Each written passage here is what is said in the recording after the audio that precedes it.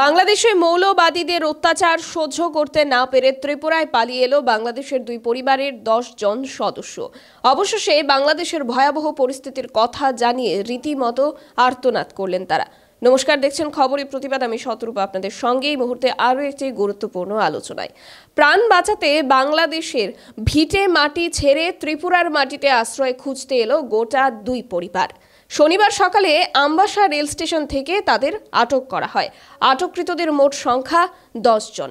তাদের মধ্যে দুই পরিবারের 5 জন নাবালক, 2 জন মহিলা এবং একজন বৃদ্ধ বাবাও রয়েছেন। উভয় পরিবারই বাংলাদেশের বাসিন্দা। তাদের বক্তব্য, বাংলাদেশের ভয়াবহ পরিস্থিতিতে নিরাপত্তাহীনতায় ভুগছিলেন তারা, তাই বাংলাদেশে আর ফিরতে চান না। নিজেদের এই করুণ অবস্থার কথা জানিয়ে কি বলছেন তারা, শোনাবো সেই বক্তব্য।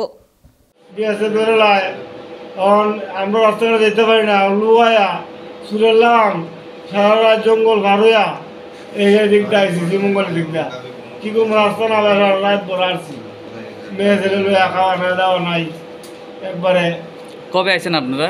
এই কালকে ভোট দিছি, কালকে ভোট দিয়া আজকে বুঝছি আমপার আইসি। আমপারের থেকে যেমন শিলচরকে বাসা ভাড়া করে থাকবো ইউটি শুনিয়ে আইসি আমরা। মানে মূলত আপনারা ভারতে থাকবার লেগে আইছেন? ভারত থাকবো লেগেছি, আমরা যাইতাম না, আমরা জায়গা দেওয়া লাগবো, মানলেও যেতাম না, কেদার লইতাম না, কাল লইতাম না, যাই খুশি তা করুন, আমরা লইতাম না।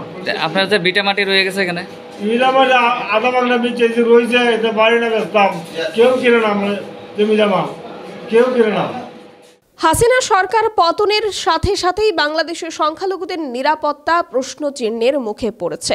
ছাত্র আন্দোলনে বহু হিন্দু ছেলে মেয়েরাও সমর্থন করেছিল, কিন্তু পরবর্তী সময় দেখা যায় তাদের বাড়ি ঘরেও হামলা চালাতে দ্বিধা করেনি সেখানকার মৌলবাদী কিছু দুষ্কৃতীরা। এরপর থেকে সংখ্যালঘু হিন্দুদের উপর ক্রমশই অত্যাচার বাড়তে থাকে।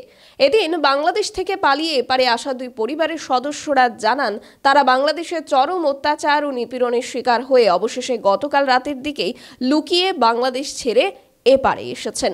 কমলপুরের কোনো এক সীমান্ত টপকে তারা ত্রিপুরায় প্রবেশ করেন। আসাম, শিলচর কিংবা অন্য যে কোনো জায়গায় যাওয়ার উদ্দেশ্যেই তারা রওনা হন বলে জানিয়েছেন।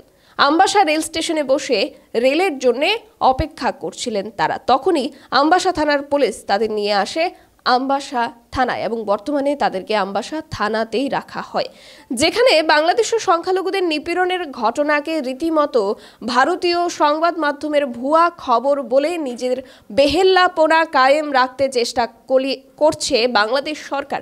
ওদিকেই এবার আজকের এই ঘটনা তাদের মুখে রীতিমতো চুনকালি মেখে দেবার মতো কাজ করেছে।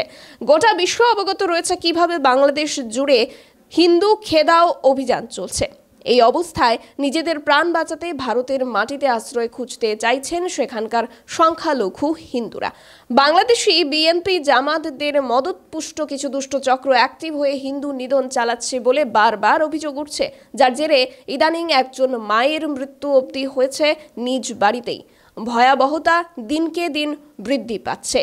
এই অবস্থায় সংখ্যালঘুদের নিরাপত্তা প্রদান করা তো বহুদূর, পরিবর্তে উল্টে তাদেরকে আরও বেশি পরিমাণে অত্যাচার করে চলেছে কিছু দুষ্কৃতীরা, যাদের প্রায় সকলেই বিএনপি ও জামাতের চেলা বলে অভিযোগ উঠছে। কিন্তু ভারতের বুকে কি আদৌ বঙ্গ ছেড়ে আসা এই মানুষগুলো ঠাঁই পাবে?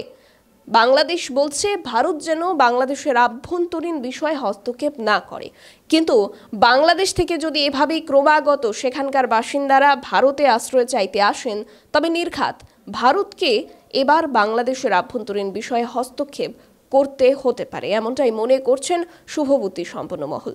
আপনাদের কি মতামত জানান কমেন্টে, এবং অন্যান্য গুরুত্বপূর্ণ আপডেটস দেখতে চোখ রাখুন খবরের প্রতিবাদে। নমস্কার।